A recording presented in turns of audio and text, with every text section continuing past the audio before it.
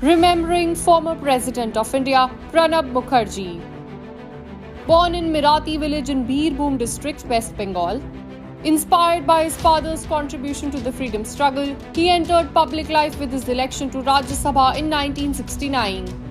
Long political career spanning over 5 decades, served the nation in various capacities: Commerce Minister from 1993 to 1995, Defence Minister from 2004 to 2006, Foreign Minister from 1995 to 1996 and 2006 to 2009, Finance Minister from 2009 to 2012.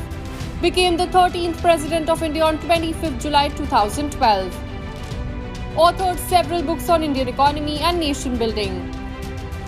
Conferred with Bharat Ratna in 2019. Nation pays tribute to one of the greatest statesmen of India.